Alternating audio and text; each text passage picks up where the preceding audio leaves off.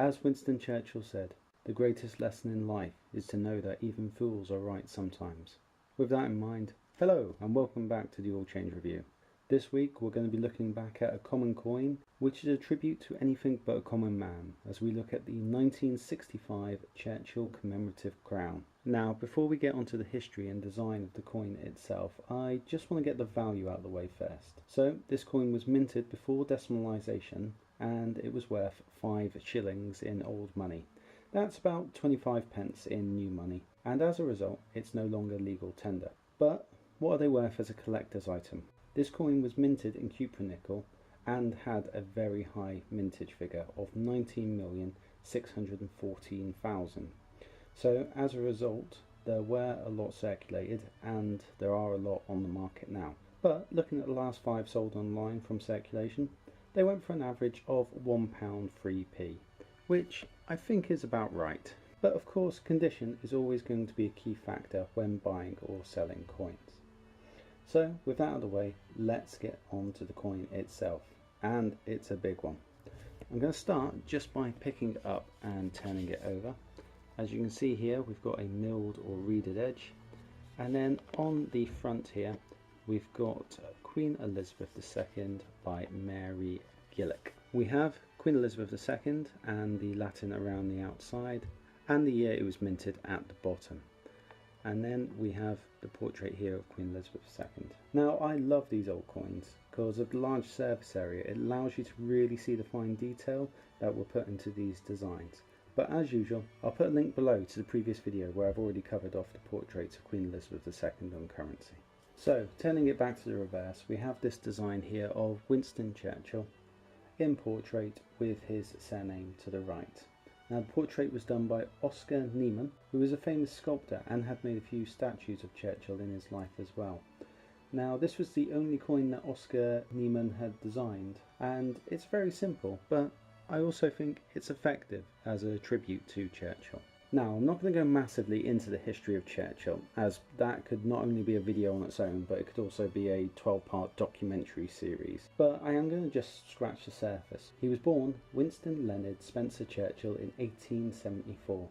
His father was Lord Randolph Churchill, who was a politician, and his mother was Jenny Jerome, who was an American socialite. He was independent and rebellious by nature as a child, and attended 3 different independent schools before ending up at Harrow. And even though he did poorly in his schoolwork, he did grow up to have a love of the English language and history.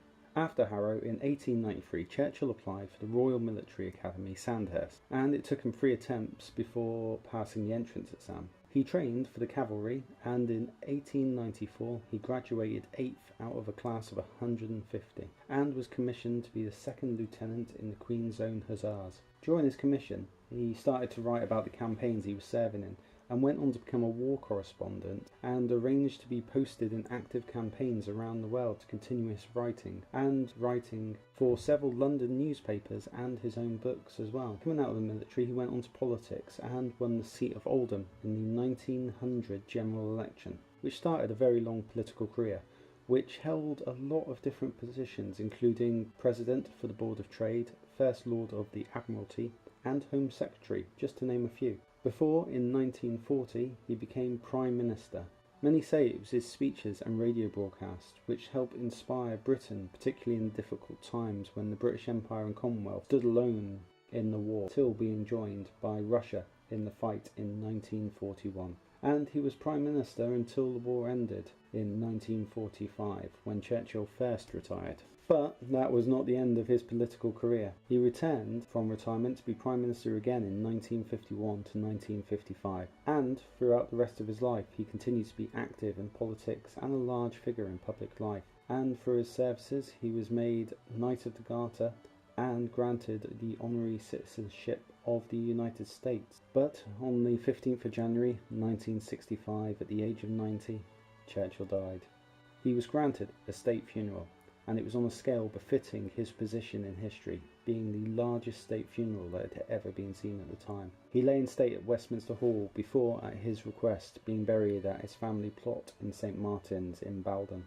Now this coin is only a small item for the public to have for a man who was a leader, writer, historian, social fighter, knight. He even won the Nobel Prize, and that's just naming a few parts of his life. And to this day he continues to be counted as one of the greatest Britons that have ever lived, which is why we're also seeing him on the new £5 note, which is also coming out as well. But this coin just lets me feel a little bit closer to the history of my country.